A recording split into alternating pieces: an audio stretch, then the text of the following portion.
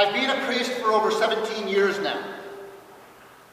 And during that time, there is no denying that this Anglican Church of ours in Canada is getting older and growing smaller, and often seems in many cases to be missing an entire generation of people, maybe even two. Where did they go? Why aren't people coming like they used to? What could we possibly do to get them back? We often blame it on the fact that stores are open on Sundays, or the never-ending string of hockey practices, dance recitals, and baseball games. We tell ourselves that it's because people are just too busy in their lives to come. We have, in my 17 years, we have hired consultants. How many of you remember the Who is My Neighbor report that we did not too long ago? The same question that the lawyer asks in today's gospel. We have engaged in program after program after program. There was Huron Graceworks, and after that it was Imagine Huron, and after that it was Renew. I cannot tell you how many meetings I have attended over the years, all aimed, as a recent Facebook post puts it, all aimed at trying to engineer, trying to come up with a way to bring people back, to reach the young people, to put more bums in our pews. If we only changed the liturgy, or the kinds of songs that we sing, if only the service was shorter, particularly the sermon, right? That's when people would take the time to come. Maybe if we changed the time or the day. Or maybe if we got that new website, that would draw them in. Or maybe if we got a young, energetic, charismatic youth leader, we would get the children and the young families back. Lots of thoughts on what we need to be doing. So there's been a Facebook post that's been making the rounds the past week or so, and a few of you have taken the time to forward it to me. It's an article, like many others that pop up from time to time, that offers an opinion as to why they believe people are leaving or not coming to church anymore. And this particular article, it suggests that it has nothing to do with any of the things that I just mentioned. It's not about the style of music in worship. It's not about the bells and whistles of a website. It's not about the technology that gets used or any of those things. This particular article argues that the real reason people are leaving, the real reason why people are not coming, is because the church has fallen silent in ways that matter to them. Let me share a little bit of the article. I want to share a bit of the article, and then I want to offer a bit of a reflection on it in light of today's gospel. The author says, you, meaning the church, you are not saying what they need you to say. People spend their days with a front row seat to human rights atrocities, to growing movements of cruelty, to unprecedented religious hypocrisy, and to political leaders who are antithetical to the heart of Jesus. They live with the relational collateral damage of seeing people they love abandon the way of compassion and decency. People who are growing more and more callous to the already vulnerable. They see in their daily lives and on the news and across their timelines and their communities exactly the kind of malevolence and toxicity they expect you, meaning the church, to speak into with boldness, to speak into with clarity. And the author says, You, meaning the church, have kept them waiting too long. They've been waiting for you to oppose the separation of families, to declare the value of black lives, to loudly defend LGBTQ people, to stand alongside your Muslim brothers and sisters, to denounce the degradation of the planet, to advocate for the poor and the vulnerable, and to say with absolute clarity what the church stands for and what the church will not abide. So let me try to put that into the context of today's gospel that we just heard. So a lawyer stands up and asks Jesus, "What must I do to inherit eternal life?" And Jesus responds by saying, "Love God with all your heart. Love God with all your mind. Love God with all your soul and all your strength. And love your neighbor in the exact same way." That right there is what it means to be a person of faith. That is what it means to call ourselves followers of Jesus Christ. It is the very heart of what the church is called to be. A community of people who seek to love God fully and completely, and to love our neighbors just as fully and just as completely as we love God. And what I think the author of that article is saying that people are longing to hear from the church is an answer to the follow-up question that the lawyer asks. "So Jesus," he says, "if you say it's all about loving God and loving neighbor, then tell me, who is my neighbor anyway? Who are the ones that we are called to love and to care for? Who are the ones we are called to advocate on behalf of? Who are the ones that we need to be welcoming into our midst? Who are the ones that we are being called to accept unconditionally? Who are the ones we are called to provide for? Tell us, Jesus, who is our neighbor?" The answer to that question, according to the author of that article, the answer to that question is the proclamation that people are longing to hear from the church.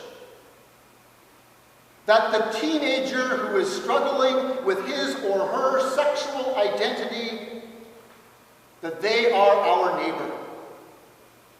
They are a child of God and someone we are called to love.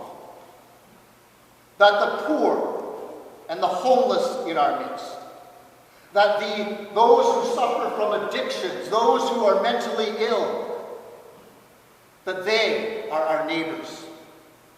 They are children of God, and those we are called to love. That those who have fled their homes out of fear for their safety and are desperately searching for a country, a place to be welcomed and build a new life, that they are our neighbors. They are children of God. They are the ones we are called to love. That those who are different from us, whether it be a different religion or a different nationality or different political views, a different way of thinking, a different sexuality, different whatever, they are our neighbors. They too are children of God and those we are called to love. In fact, Jesus did not even answer the lawyer's question when he asked him, "Who is my neighbor?" Because for Jesus, the answer is so obvious. It's every single child of God. It's every human being, regardless of who they are, where they live, what they believe, or what they have done. When Martin Luther was translating the Bible from Latin into German, and when he was translating today's gospel reading that we just heard, He had two German words that we would translate as neighbor, from which he could choose. One meant the person next door, and one meant the person in need. He chose the second one. Our neighbor is anyone in need. When Jesus tells the lawyer the story about the Samaritan man who got robbed and beaten and left for dead, he didn't share that story to help the lawyer figure out who his neighbor is. That's not why Jesus tells that story. Jesus told that story to teach that lawyer how to be a good neighbor. To show him how followers of Jesus are called to respond to human need, to injustice, to hate, to intolerance of any kind. He told that story to show the lawyer what loving God and loving the neighbor actually looks like. The mission of the church, our reason for being, the mission of the church, surprisingly, is not to ensure the survival of the institution. It's not to ensure the survival of the institution that we have felt crumbling around us for many years. In fact, often when we get hung up on trying to save the institution, we lose our way in living out the way of Jesus. And the mission of the church is not in and of itself to put as many bums in these pews as we possibly can. Although both of those things would be nice. It would be nice to be able to hold on to our structures and to have as many people coming to worship God as possible, but that's not the heart of what we're about. The very heart and the very mission of the church. Love God. Love your neighbor. And what the world is longing to hear and experience from the church is the proclamation of that transforming love in both word and deed. Which brings me back to that Facebook article. While I would agree that the church can probably do a much better job of speaking out and advocating against the injustices and the intolerance and the violence and the hate that is so prevalent in our world today with the gospel message of love, while I agree the church can do a better job speaking this good news directly in our preaching and in reclaiming our collective voice of advocacy and seeking to transform these unjust structures of society by starting to reclaim our voice of advocacy, petitioning all levels of government as an expression of love and concern for the most vulnerable members of society. While I agree that the church can do a much better job proclaiming the gospel message of love from our pulpits, I do not agree at all that we are saying nothing. I do not agree that the church has been silent on things that are of ultimate importance. The author of the article says, people have been waiting for us meaning the church. People have been waiting for us to oppose the separation of families. Speaking to what's been happening at the Mexico-US border. This church community of St. Jude's, this Diocese of Huron, has not been silent on the plight of refugees. We express our love of neighbor in financially supporting refugee sponsorship every single year by being involved with the London Interfaith Refugee Sponsorship Alliance. We also show our love of refugees around the world living in refugee camps through the work of the Primate's World Relief and Development Fund, supporting millions of people who have been forced to live in camps and in horrible conditions. The The author says that people are waiting and longing for the church to loudly defend LGBTQ people. And while I personally believe, I'm only speaking for myself at the moment, while I personally believe that the church has missed an important opportunity to proclaim the gospel message of love through decisions that could be made at our General Synod, while I believe we have failed in that regard, here at St. Jude's, we show our love of neighbor by standing in solidarity with our LGBTQ brothers and sisters, by marching in the London Pride Parade each year, by seeking to make this place a place that recognizes and respects the dignity of every human being, regardless of one's sexuality. We show our love for the poor and the vulnerable in our community in so many ways.